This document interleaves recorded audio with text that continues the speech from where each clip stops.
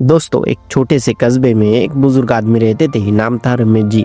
हर शाम वो अपने घर के बाहर कुर्सी निकाल कर बैठते और पास वाली खाली कुर्सी पर किसी का इंतजार करते। रोज लोग देखते कि एक कुर्सी पर रमेश जी और बगल वाली कुर्सी बिल्कुल खाली। बच्चे पूछते, दादाजी ये कुर्सी किसके लिए है? वो हंस कर कहते, जिसे भी वक्त मिलेगा वही आकर बैठ जाएगा। लोगों को उनकी ये आदत अजीब लगती थी। कभी कोई बैठता, कभी नहीं, लेकिन रमेश जी रोज शाम को कुर्सी निकालना नहीं छोड़ते। धीरे धीरे ये हुआ कि गली के बच्चे खेलने से पहले 5 मिनट उनके पास बैठने लगे। किसी का होमवर्क समझा दिया, किसी को कहानी सुना दी। एक दिन एक कामकाजी औरत दफ्तर से लौटते वक्त थकी हुई उस खाली कुर्सी पर बैठ गई। रमेश जी ने बस पूछा, दिन कैसा रहा? उस औरत ने बरसों बाद दिल खोल कर बातें की। फिर कभी कोई सब्जी वाला बैठ जाता, कभी कोई दोस्त मिलने आता। खाली कुर्सी सबकी थी और हैरानी की बात यह थी कि वहां बैठने के बाद लोग हल्के हो जाते, मुस्कुराकर घर लौटते। एक दिन मोहल्ले में किसी ने रमेश जी से पूछ ही लिया, आप ये खाली कुर्सी क्यों रखते हो? आखिर राज क्या है? रमेश जी मुस्कुराए और बोले, देखो बेटा, आजकल लोगों के पास मोबाइल है, टीवी है, लेकिन किसी के पास सुनने वाला कान नहीं है। ये खाली कुर्सी मैं इसीलिए रखता हूँ कि जो थका हारा, उदास या अकेला हो, यहाँ आकर बैठ सके। शायद उसकी बातें सुनना ही उसकी सबसे बड़ी मदद हो।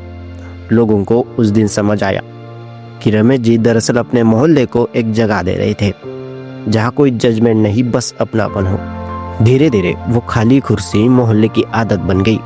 किसी को सलाह चाहिए, किसी को हंसी, किसी को बस सिर्फ 5 मिनट का सुकून, सब वही चाहते। वो कुर्सी रिश्ते जोड़ने लगी, लोगों को जोड़ने लगी। जहाँ पहले गली में लोग एक दूसरे से बस औपचारिक बातें करते थे, वहाँ दोस्ती होने लगी। और दोस्तों, सबसे बड़ा बदलाव ये था, लोगों ने अपने घरों में भी एक खाली कुर्सी रखने की शुरुआत की।